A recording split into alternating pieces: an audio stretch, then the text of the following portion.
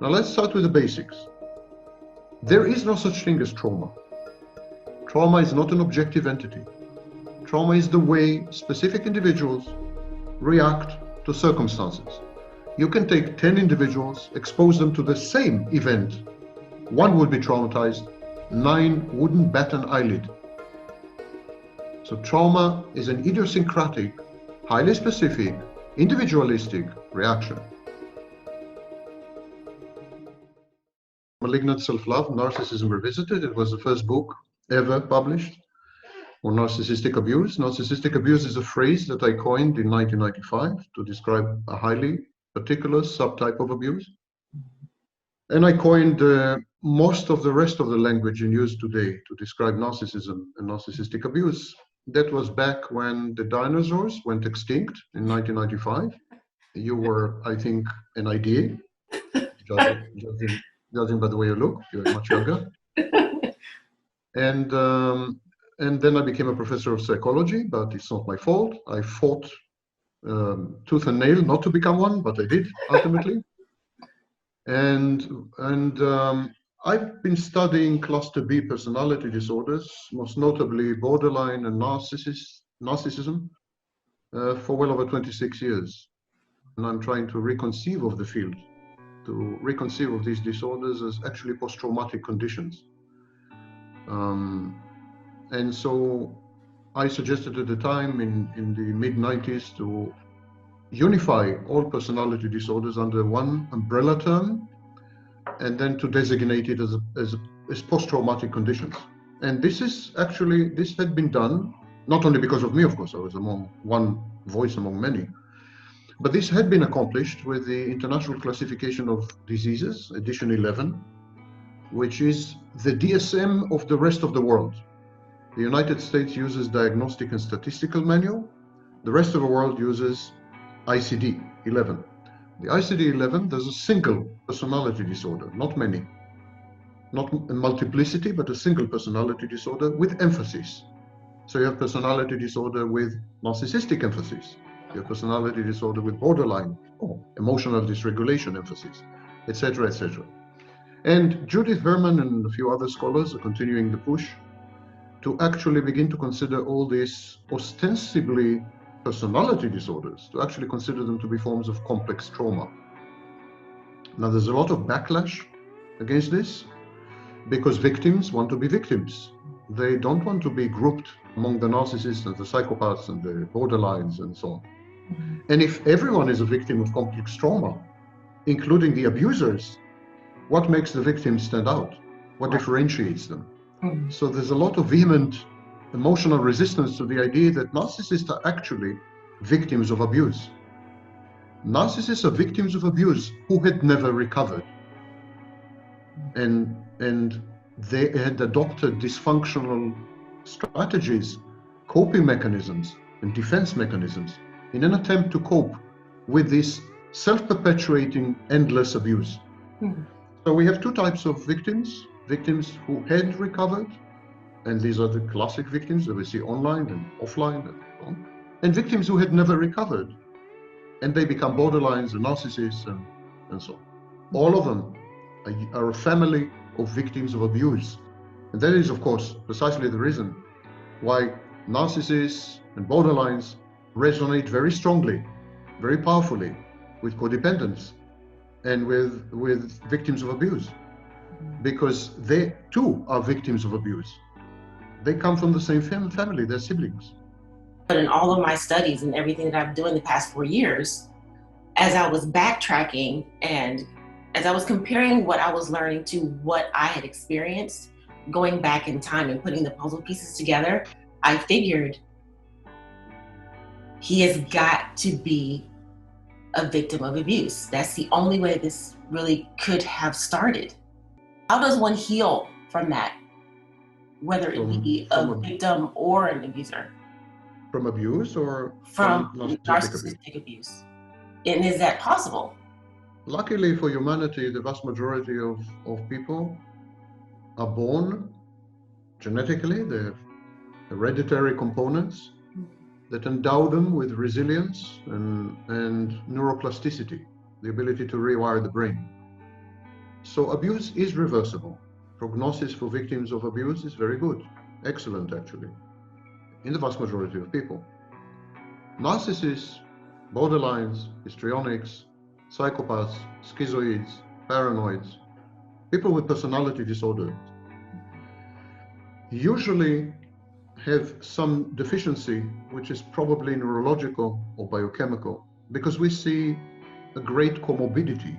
We see another diagnosis. So we see, for example, that most personality disorders co-occur, happen together with mood disorders. And we know that mood disorders are basically biochemical. And they happen together with anxiety disorders. And we know that anxiety disorders involve abnormalities of the brain and biochemical processes. So because we see a lot of comorbidity, dual diagnosis, because we see many, that in most situations actually, there are other disorders which are essentially biochemical or cerebral, neurological.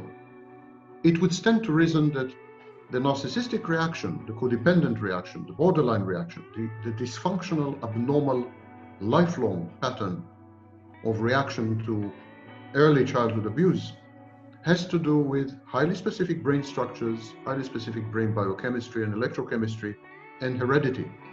It's very likely, extremely likely. Now, we had found, without any doubt, severe abnormalities in the brains of psychopaths and mild abnormalities in the brains of people with borderline personality disorder. We had found this.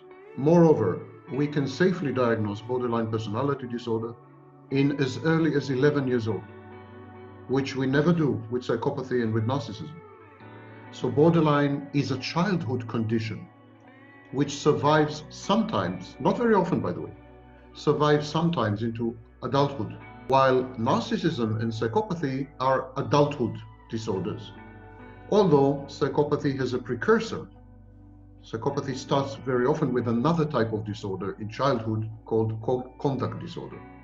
It seems that some children are born with sensitivity to abuse. They are hypersensitized to abuse. Their brains aren't able to cope well with abuse. The chemistry is different, biochemistry, brain biochemistry is different. Neurotransmitters are less perhaps regulated. And abuse reshapes the brain, rewires the brain. And for some reason, which is an enigma, perhaps the greatest enigma in psychology today, for some reason, some people are unable to rewire the brain back, to sort of neuroplastically revert the brain to the earlier stage. And these are, of course, people with personality disorders. And we don't know why. We have no idea why. What is the difference between narcissism and narcissistic personality disorder? Well, precisely the differences between narcissistic style and narcissistic personality disorder, or if you want to nitpick, between healthy narcissism, narcissistic style, and narcissistic personality disorder. Healthy narcissism, everyone has. It's a foundation of self-esteem and self-confidence. It's a residue and a vestige of primary narcissism, which is a narcissism the baby has. Every child, every infant starts off as a narcissist. To explore the world, to say goodbye to mommy and walk away 10 steps, you need to be seriously grandiose. You need to be a narcissist. And so babies start off with what we call primary narcissism. And when primary narcissism survives unmolested and unaltered, immutable, into adulthood, that's secondary narcissism, and that would be pathological narcissism. Pathological narcissism has two variants of concern, may I add.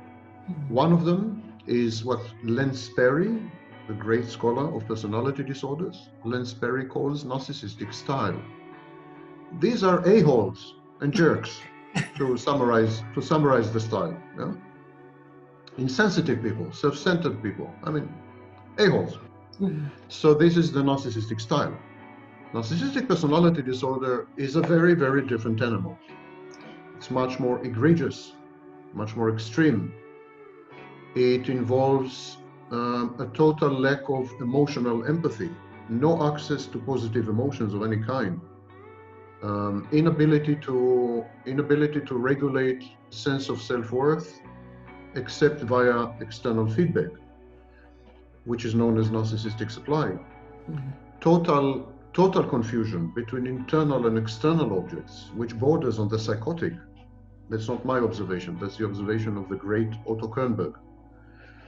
And so narcissists, very much like psychotics, confuse external objects with internal objects. And in this sense, they have massive fantasy defenses.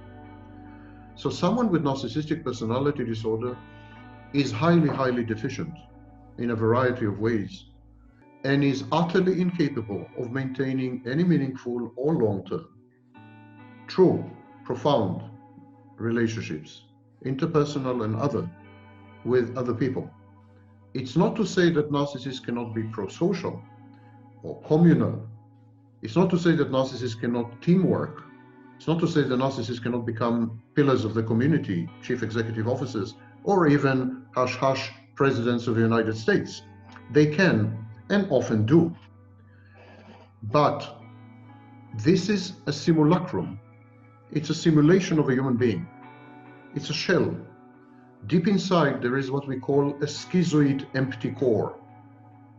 There's a void. It's deep space enveloped with carbon and flesh and blood. So even when the narcissist works with other people, collaborates with them, is goal-oriented, which is what we call high-functioning narcissists, the relationship will be very superficial, and it will go invariably through cycles of idealization, devaluation, discard, and replacement. There's a comparison that you made that I thought was very interesting between trauma bonding and Stockholm Syndrome. What is that comparison? How do they compare? When you depend for your life on someone, you would tend to idealize them. And that's why I have a massive disagreement with Melanie Klein. Melanie Klein, who was a very prominent psychologist, psychoanalyst. Melanie Klein suggested that the child idealizes himself and renders the mother a bad object. He says, like, splits. It's called splitting. Splits. He becomes all good. Mother becomes all bad. I believe it's exactly the opposite. The child has to idealize the mother. It would be inconceivable for the child to conceive of the mother as a bad object, because his life depends on the mother. It's terrifying to think that your life depends on a bad object. He would do exactly the opposite. He would idealize the mother. He would say the mother is all good, so that he feels safe and secure. Same with Stockholm Syndrome. You idealize the kidnapper, because if you begin to accept that the kidnapper is about to kill you, is cruel, evil, sadistic, you would freak out. It's frightening, it's terrifying, because you're a hostage. As a hostage, you want to believe that there is some goodness in the kidnapper, that he will never harm you for no reason, that everything will turn out for the better, that he's as human as you are. So you idealize the kidnapper, because I have breaking news for you. Kidnappers are not nice people, but you need to conceive of them, misconceive of them as nice people. And that's the Stockholm Syndrome, very simple. Trauma bonding is much more complex phenomenon. Trauma bonding relies on transfer of internal functions to an outsider, which happens to be the intimate partner in the majority of cases, but doesn't have to be. Could be your boss, or even your employee, your neighbor. When we transfer what we call ego functions, when we transfer functions, psychological functions that are normally carried out internally, when we transfer them to another person to carry these functions for us, in other words, when we outsource internal psychological functions, we become dependent on that person, as that person carries out these functions for us. So, for example, that person now has the power to regulate our sense of self-esteem and self-worth. That person becomes our reality testing. We look to that person to grasp reality, etc. So we become dependent on that person. If that person is consistent, loving, caring, compassionate, the relationship is survivable. It's not healthy. Transferring your inner functions to someone else is never healthy. It's mostly done by codependents and borderlines, and narcissists, of course. But if the other party is benevolent, not malevolent, it's survivable. What happens if the other party is malevolent, or the other party has his own problems of self-regulation, and the other party is as mentally ill as you are. Mm-hmm. So you would tend to have a resonating echo chamber where you would hand your internal functions to that person would reject the imposition and have his own problems, and he would try to hand his internal functions to you, and it would be like back and forth. In the process, such people, the intimate partner, for example, they become very dysregulated because they kind of absorb your needs as well as theirs. They can't cope with themselves. They're immature, they're fragmented, they are, and they can't even manage themselves, let alone another person. So when you force yourself on these people, they become dysregulated and very aggressive, frustrated and aggressive. So you have what we call intermittent reinforcement. You have situations where the other party is very good to you, and then very bad to you, then very good to you, then very bad to you. Now, if the other party is malevolent, it's part of a bullying pattern. It's a control mechanism. But very often the other party is not malevolent. They're just dysregulated. And then you have intermittent reinforcement that is the outcome of the internal battle, internal conflict in your intimate partner's soul. He just can't cope. He can't cope. So he freaks out. He freaks out, he becomes aggressive and abusive. Then he regrets it. He feels shame, he has ego dystonic, and he becomes very nice to you. And this up and down, this roller coaster, this good, bad, black, white, and so on, this is called intermittent reinforcement. And it renders you even more dependent on the intimate partner, to the point that you vanish, literally vanish. You import all your ego functions and other functions from him. He will decide in the morning if you're going to be in a good mood or a bad mood.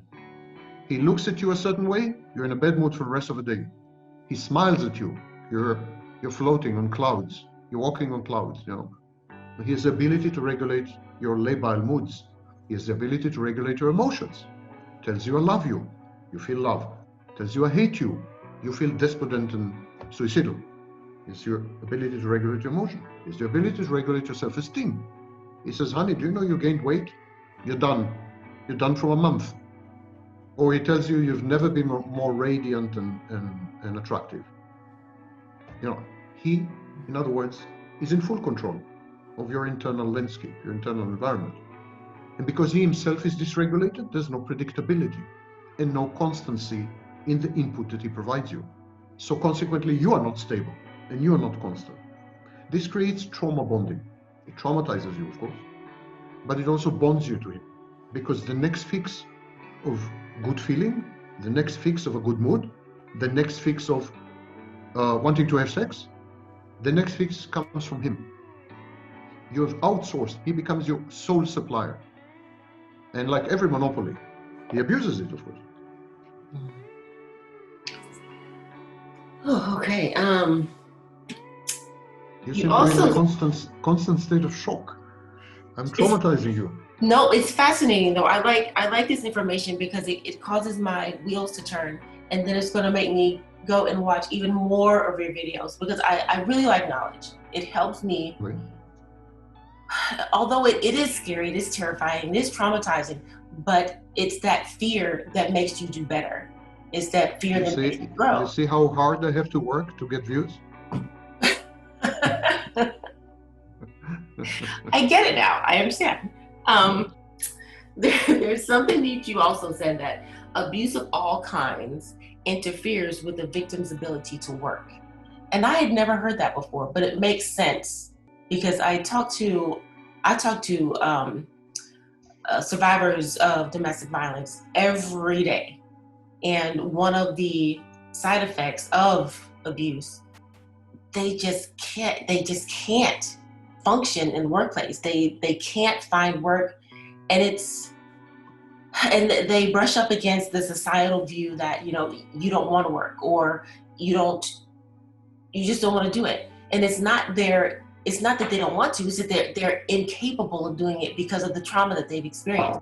So why is that? Why do so many victims have such an inability to work? Abuse is, especially narcissistic abuse, not all abuse, but especially narcissistic abuse, is all pervasive. First of all, it negates you as a separate entity. It takes away your autonomy. So at some point, your internal boundaries break down. Your external boundaries are long gone. Otherwise, you would not have had an abuser in your life. But then your internal boundaries break down. And everything becomes chaotized. All your internal objects are out of whack, and you can't control your internal environment anymore. At this point, you begin to compensate for the internal mayhem via anxiety, depression, intrusive dreams, intrusive thoughts, obsessive compulsive behaviors, PTSD in extreme cases, flashbacks, and so on. That's an extreme case.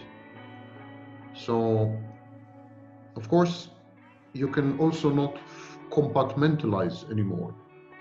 Jung, and much later Irving Goffman suggested that when we go to work, for example, we wear a mask. It's called persona. Jung called it persona. Goffman called it a mask. We wear a mask. The mask simply means that we separate a part of us that is able to cope with external circumstances and is inaccessible to the other parts of us, which are bothered and disrupted by the abuse. This trick works neatly for a while, but then it's not working anymore. It becomes overwhelming. The abuse becomes overwhelming and all pervasive, ubiquitous, and destroys the compartments, the inner boundaries that you had constructed, and dysregulates you. You're unable to think straight. Your emotions overtake you. You freeze suddenly in the middle of a task. In the middle of a task, you freeze.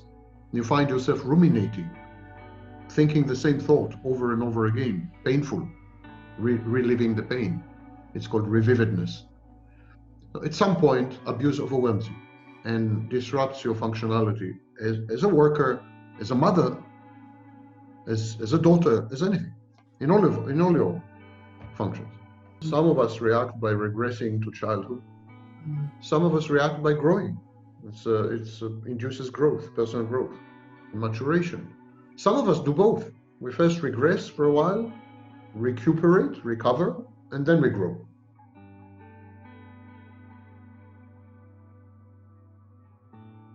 So is there a way that we can keep narcissism and narcissistic personality disorder and borderline personality disorder and these things, is there a way that we can keep things from happening?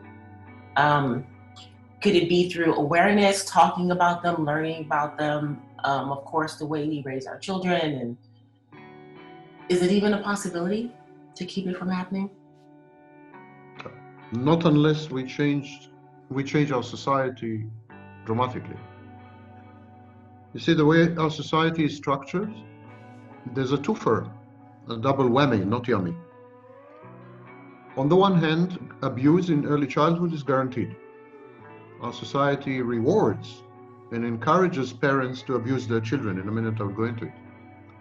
And so abuse generates narcissists and borderlines and psychopaths and what have you. Well, psychopaths no, but borderlines and narcissists and others. And abuse is baked into the social structure and into the incentive structure of society. For example, to dump him in daycare and not see him all day long. That's abuse. I don't know if you realize it. So that's one facet of society and social mores and so on. And the other facet is that society itself is structured in a way that rewards, that incentivizes narcissists and psychopaths. Some children are prone to trauma. They have hair trigger brains. They're prone to trauma. And these children would tend to interpret even benign behaviors of the parent as traumatic. They would tend to interpret, for example, the parent's absence as traumatic. They would see trauma everywhere and in everything. And we had constructed a society where parents and children live in separate worlds, cyberspace, offline and online. They inhabit separate worlds. We had created factories, breeding factories, brave new world for narcissists and borderlines. No wonder society had adapted itself to accommodate narcissists and borderlines and psychopaths, because their numbers are rising inexorably. These are also studies, for example, among college students. You can also see the behaviors of young people. And no, I am not an old codger. I'm not a okay boomer. I'm talking about studies with numbers. There's no value judgment here. I'm not expressing any opinion, I'm not castigating, I'm not praising. I'm data oriented. I'm a scientist. Originally, I have a PhD in physics. I'm a physicist. I'm data oriented. So the data is unequivocal. If you study, for example, the sexuality of young people, it's absolutely terrifying. Sexuality, as Freud had observed correctly, is a force of life. It's an indicator, a barometer, a seismograph of life. There's no life in young people. Dating had collapsed. Dating in all its forms, including dating apps, the famous dating apps. Dating in all its forms had collapsed, there's no other word to describe it, by 56% in the last 40 years. It's down 56%. Young people don't date. Sexuality had been polarized. There's a tiny group of young people who emulate pornography. And so they engage in the most extreme sexual behavior. At an amazingly early age, I came across a case of 12-year-old who regularly had gangbangs. I mean, you have this group, which is a tiny group, and the vast majority of people, of young people, actually abstain from sex. They're celibate. And they'd given up on each other. On the rare occasions that they do meet for sex, the only thing they know, the only sex education they have is pornography. So they try to imitate and emulate pornography to the point that the number of sexual injuries in hospitals among teenagers had skyrocketed off the charts because they injure each other. The situation is dramatically bad. I've been ringing the alarm bells for ages now. So if we don't change society dramatically, this is going to get worse. We glorify malignant individualism, self-sufficiency. In your face, I don't need anyone. Just watch me. I mean, see if I care. We glorify psychopathic. This is psychopathy, by the way. It's called reactance, this kind of attitude. We glorify fake it till you make it. And if you don't make it, still fake it. They have been doing this since early childhood. Children who are traumatized, and there are many ways to traumatize a child, by the way. To spoil a child is to traumatize a child. Children who are traumatized usually dissociate the trauma, cut it off, slice it off, and then they cold storage it. They put it in storage. And this process is known as dissociation. And this survives into adulthood. So adults with narcissism, they use the same technique exactly. Bad thing happened, cut it off, cut it out, store it in cold storage, try to forget about it. Takes a week, takes 2 weeks, takes a year. Then at some point they forget about it and they revert to being themselves, unmolested, unchanged, forever young. That's really common, I'm finding. Dissociation is becoming more and more common because reality had become unbearable and intolerable. Dissociation is a defense against reality. We now have what I would call environmental trauma.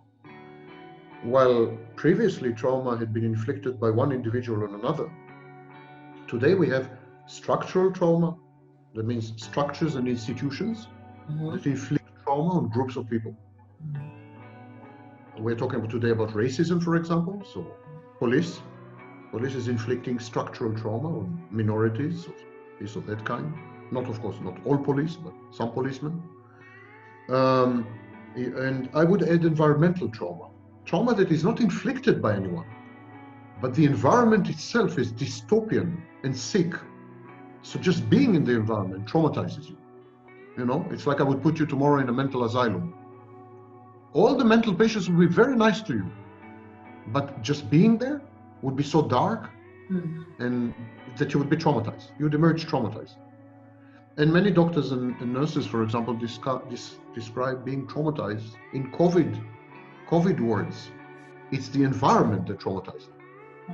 The COVID ward or department in a hospital is a very hellish, traumatic place. These are types of trauma that are becoming a lot more common than before. Environments today, I can't think of a single environment that is not conducive to trauma. Online or offline. The dating scene, when you date, highly traumatic.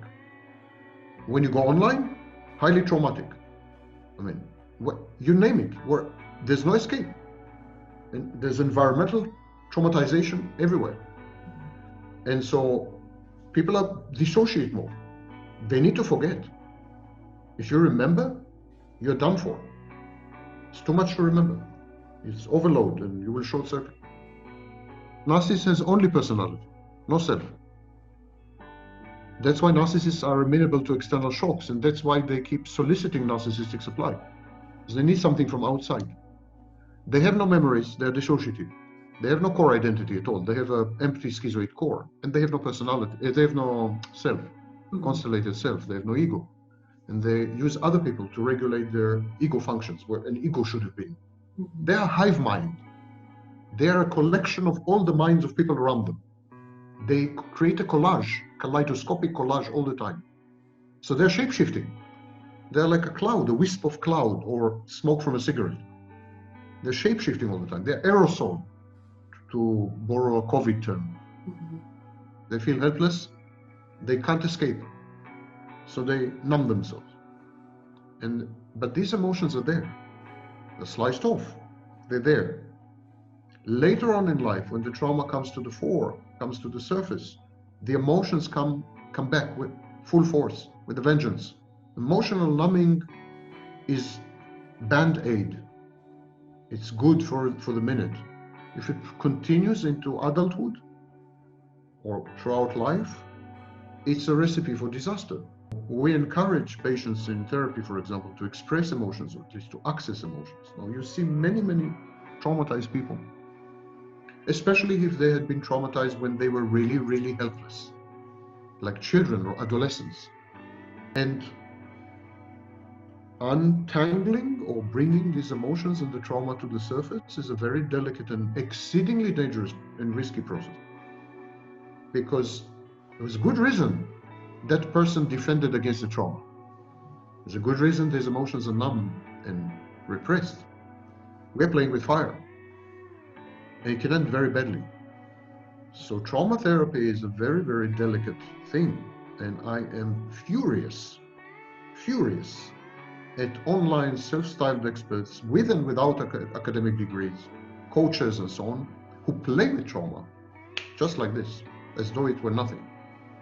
I'm equally furious of them for perpetuating the trauma status by encouraging victims to remain victims, by not pushing victims to recognize their own contribution to what had happened, by not teaching them the skills of avoiding future trauma, by perpetuating the abuse and the trauma. It's actually a form of narcissistic abuse. So I am disgusted to my core with the online scene. And that includes people manifesting the title of doctor, and I'm utterly revolted by what I see. Utterly revolted. It's a these are money-driven con artists. And with zero empathy, They are abusers first class. I know only of one, maybe two exceptions. All the others are scammers and scum, simply. Do you ever come to the US to give talks? I'm more of a European character, as you can hear by my accent. I lived in the States for 2 years, but Okay. I no longer visit. So I focus on Europe. Honestly, I intensely dislike American mentality and your culture and what you presume to call civilization. No personal offense, but America is everything that's bad in the world. It's everything that's good in many respects, but it's absolutely everything that's bad. Everything I've just described emanated from this cesspool that you call United States of America. Everything I've just described, including the last comment. These are American phenomena. For better or worse, for better or for worse, you had started off with healthy cells and a healthy body and the most amazing humanistic ideology, but you have ended up malignantly as a society, as a country, and as a civilization. You are not doing good in the world. Long time ago already. You're not doing good. You're a bad example, and you're exporting toxicity all around. What did I mention in this interview? Social media, American. Self-styled con artists, online, American. Fake it till you make it, American. Atomization, American. Is there anything I mentioned in this conversation that's not American? It's all American. We can't ignore this. Now you infect the world, like the virus, you infect the world via vectors of social media, Hollywood, mass media. You have many tools at your disposal to spread the contagion. But the world would have been much worse off without America in the 1960s. The world would have been definitely much worse off without America in some parts of the 19th century. The world would be today better off without America, considerably better off. Not the people of America, but America as an ideal, as an organizing principle. What America had become. Because what America had become is an abomination, in my view. Well, I can't altogether disagree with you, given the last 4 years, you know. But to counterbalance that, as far as other countries, what would you say is our healthiest country? Countries have been infected. I worked in Russia in the late 90s. I lived in Russia in the late 90s, and I had the opportunity to live in Russia 20 years later. Russia had become Americanized. I grew up in Israel in the 60s and 70s, and I'm looking at Israel now. Israel had become Americanized. I look at China in the 1970s, and I look at China now. China is a surrealistic rendition of the American dream, sick rendition of the American dream. There's no place untouched and unmolested because of the vectors of media, mass media, social media, and so on. And because of the American ideals, the malignant version of the American ideals caters to the worst in human character. Laziness, deceitfulness, expediency, lack of empathy. It caters to the base urges and drives of mankind. Of course, mankind always defaults to its baseline. American ideology, malignant ideology today encourages and incentivizes narcissistic and psychopathic behavior worldwide. There are still untouched enclaves, hopefully, presumably. Perhaps some parts of Switzerland, perhaps some parts of the Netherlands, perhaps some parts of the Middle East, I'm not sure. But these parts are few and far between. And in the case of the Middle East, for example, they are paying the price by isolating themselves and becoming reactionary. So the Jordan Peterson message, You know, give up on the modern world, go back to caveman age. We were much happier during the Bible time. I don't know how he knows, he's not that old. But that's his message essentially. Mhm. Give up on modernity, go back to traditional values, including his message to women. Forced monogamy, he calls it. Women must marry. It's a pernicious message. And it's an American growth. That's the irony. It's also part of America. It could have never arisen anywhere except in America.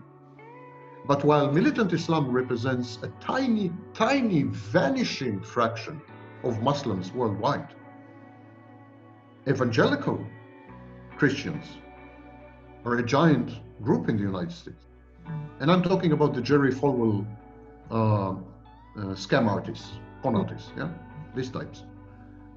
So everything that's an outgrowth, cancerous tumor of this tiny proportion in the world, in America, it's the core, it's the heart, it's the main message. Fundamentalism in America is rife way more than in Islam. I can't tell you how way more. So religious fundamentalism, yes. So, and I don't know if America is such a feminist society, if you measure it by certain materialistic criteria, then perhaps America is better off than, let us say, Saudi Arabia. But are these the only criteria? Are women happy? I don't think so. No. They're not. They're distinctly less happy. It's not a question, but it's a post of yours that I saw on Instagram that I wrote down in entirety, and I really liked it. It said, 2 wrongs never make you right. If you cheat on your cheating narcissist, you are still a cheater. If you abuse your abuser, you are an abuser yourself. If you behave like a psychopath, then you are one. If you mirror evil, you become evil. Stare into the abyss and it will consume you whole. Being a victim is not a license to join the ranks of your tormentors. Beware of self-righteousness and moral superiority. They are the paving stones on the path to hell. Thank you. Brilliantly written. Beautiful, beautiful. I'm kidding. Beautiful written. I'm Beautiful. kidding. Thank you for putting it so completely. Thank you for that. Thank you for having me, and it's been a true pleasure. I'm sorry about the anti-American rant, but I think it's an integral part of discussing narcissism. In effect, I don't think it's besides the point. It's a narcissistic society. America is a narcissistic society. It is. I just did some study about that in another class where we watched a special about violence and how it came to be as a result of, Columbus coming over and by the decade and how it inspired media and it just became, and it brought to mind narcissism throughout that entire video. I was like, narcissism all in my mind. So it makes, what you said is truth and it makes sense. It makes sense. So when the Puritans came to America in the 17th century, everyone regards the Puritan as the antithesis of narcissism, like they're the opposite of narcissism. There was no group more narcissistic than the Puritans, because the Puritans said, if I am rich, if I get rich, if I make money, that means I'm chosen by God. That means I'm blessed by God. They regarded material possessions, material success, as an imprimatur, as a sign, a sure sign that they are beloved by God, that they're chosen by God, that they're special and unique in the eyes of God. I cannot conceive of a more narcissistic message than this. This is grandiose, even by my standards. I mean, it's totally inflated. This was the founding creed of the American dream. The sins of the fathers. Yep. Thank you for having me. Well, thank you. Hopefully we can do it again. So, with pleasure.